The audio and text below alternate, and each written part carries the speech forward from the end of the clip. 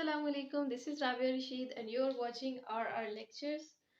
तो आज हम बात करेंगे उस हर्क्यूलियन टास्क के ऊपर जो सबसे हमें बुरा भी लगता है, सबसे मुश्किल भी लगता है, और वो है फर्स्ट टाइम ऐसे लिखना।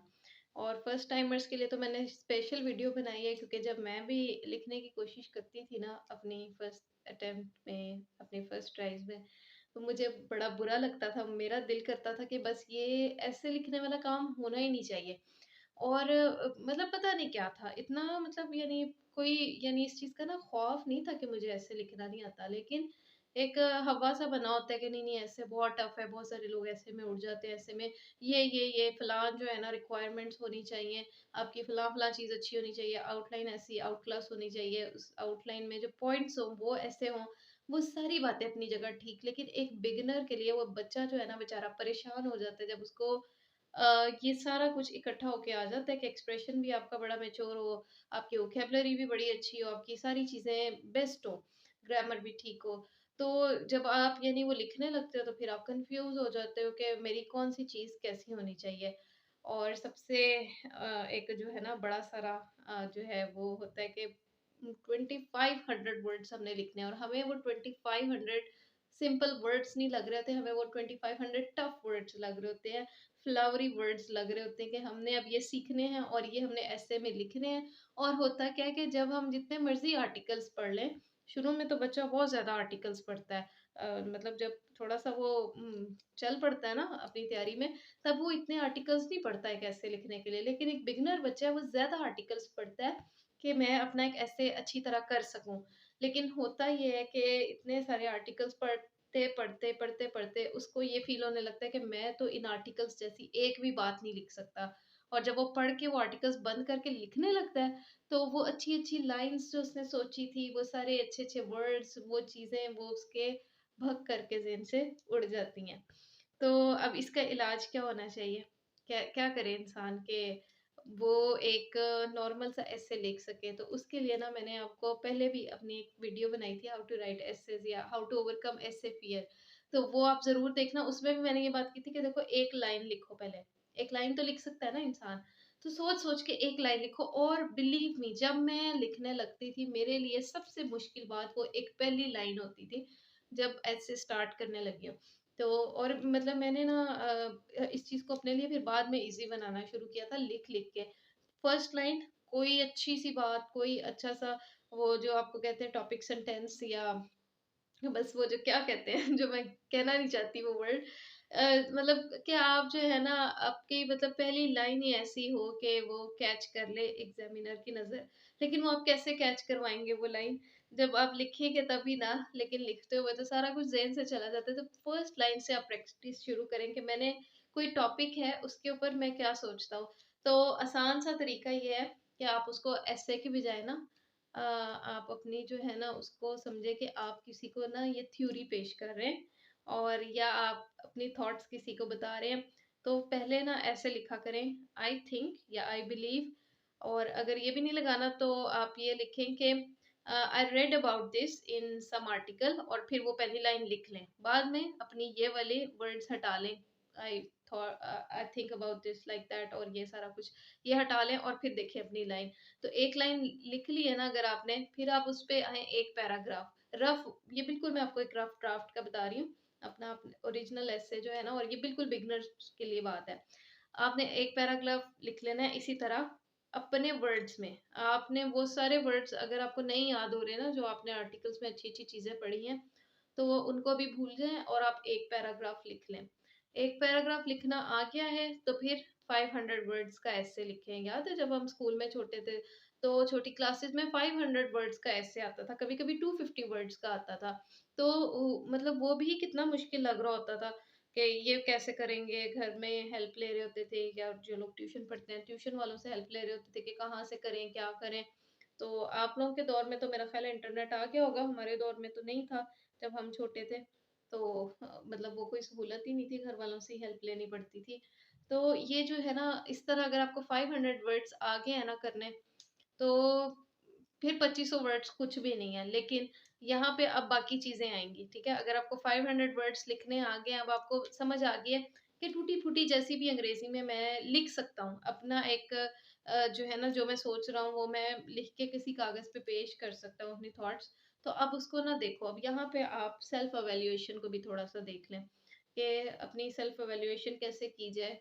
शुरू में तो आप किसी मेंटर को नहीं दिखाना चाहोगे ना, इतना रफ़ सा एक ड्राफ्ट आपने बनाया तो और मतलब उनके पास तो इतना टाइम ही नहीं होता। तो आप खुद से देखो कि आपके उस पैराग्राफ में क्या कमी है, ठीक है? अगर सपोज़ कि आपको लिखते हुए पता चलता है कि आपको जो है ना, बाज़ दफ़ा आपको वर्ड्स नहीं आ रहे थे कि एंड की जगह हमने हर जगह एंड भी तो नहीं लगा सकते।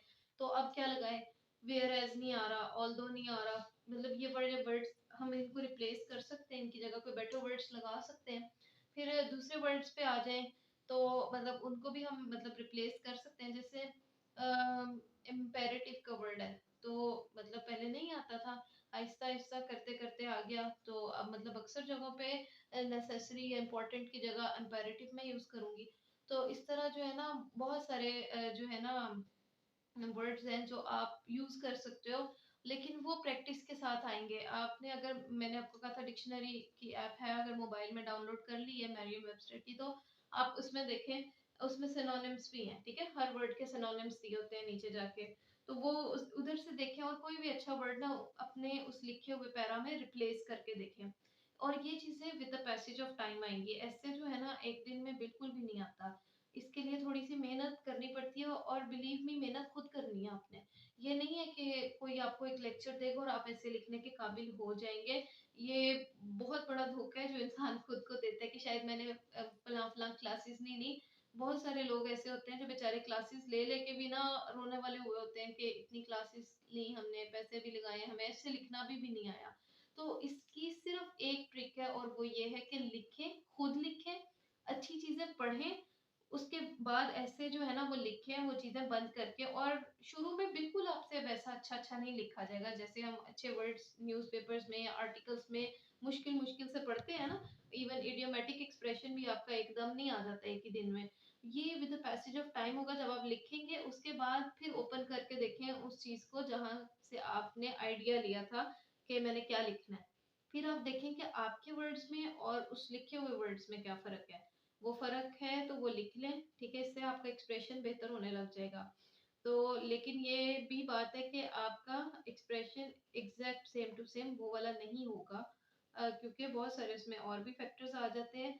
लेकिन आपको एटलीस्ट सीएसएस में ना आपको कोई पीएचडी इंग्लिश नहीं रिक्वायर्ड होती है आपकी, ठीक है? बहुत सारे लोग ये मुझे भी कहते थे कि जी आपका तो सब्जेक्ट ही इंग्लिश नहीं था, अगर आपने सीएसएस करना था तो पहले आप इंग्लिश ऑप्ट करती ना, इंग्लिश में मास्टर्स कर लेती हैं आप।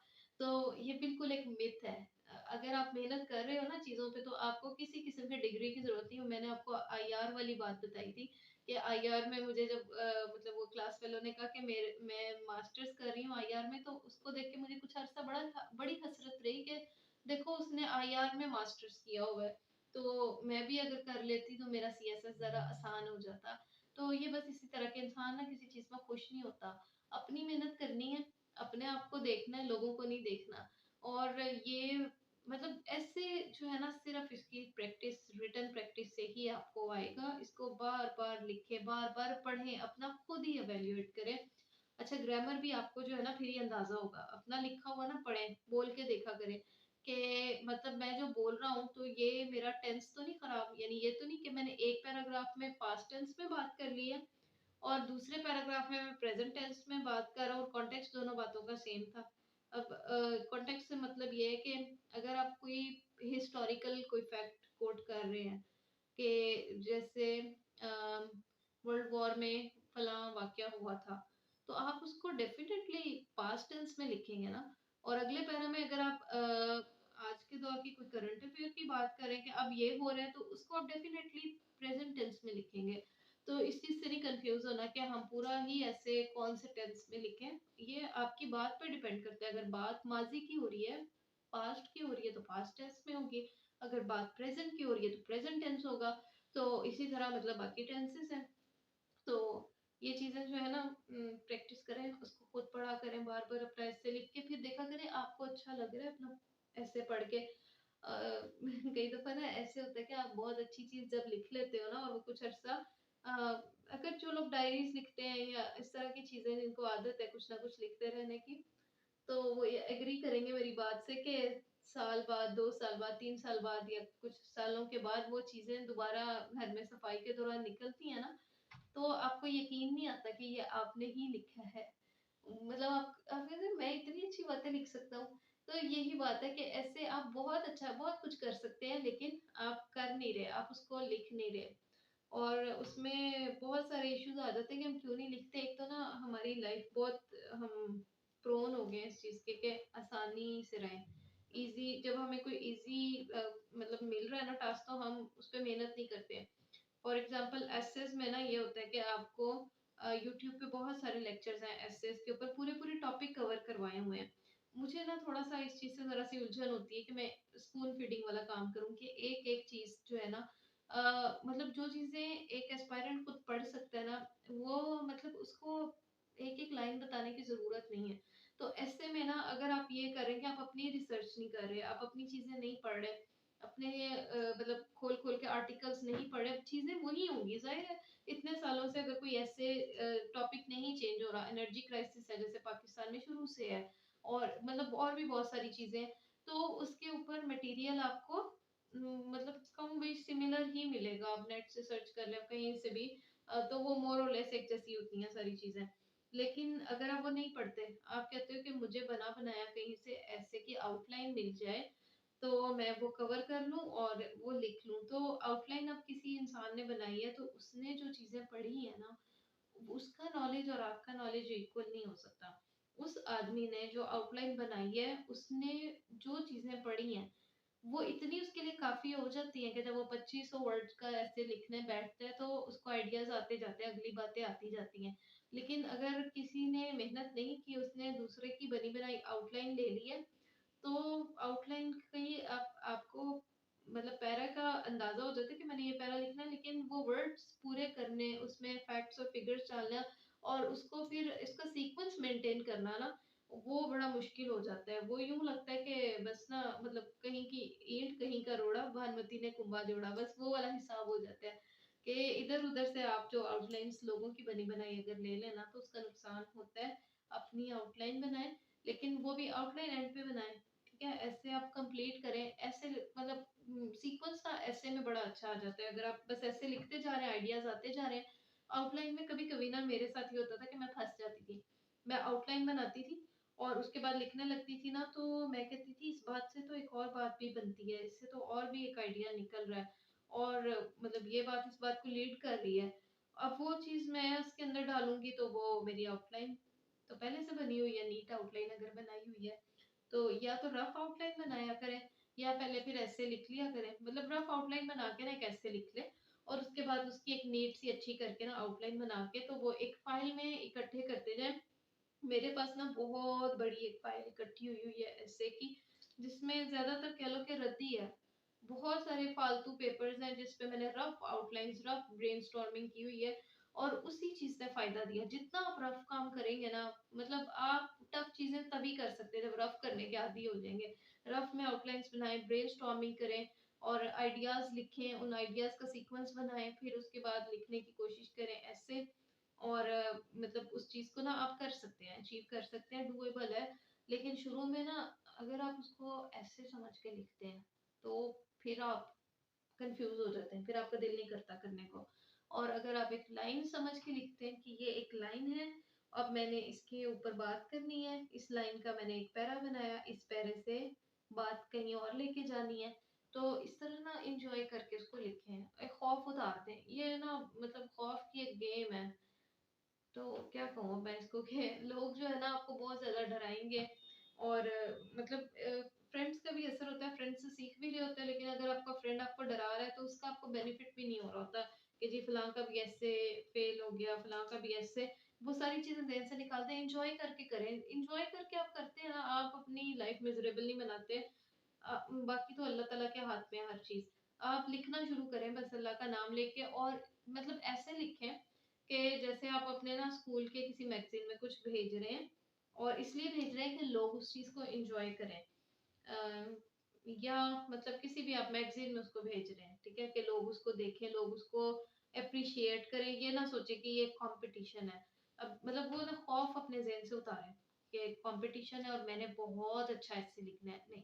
आपने क्या करना है, आपने सिर्फ बहुत अच्छे तरीके से अपनी बात कन्वे करनी है और उसमें शुरू में सिंपल वर्ड्स लिख के आपने कन्वे करनी है और बाद में उसको आहिस्ता-आहिस्ता जैसे-जैसे आप वर्ड्स आपके वोकैब्युलरी में इंक्रीज़ हो रहा है, आप न्यूज़पेपर पढ़ रहे हो, चीज़ें कर रहे हो, तो बहुत सारे वर्ड्स आपकी लैंग्वेज में आने लग जाते हैं।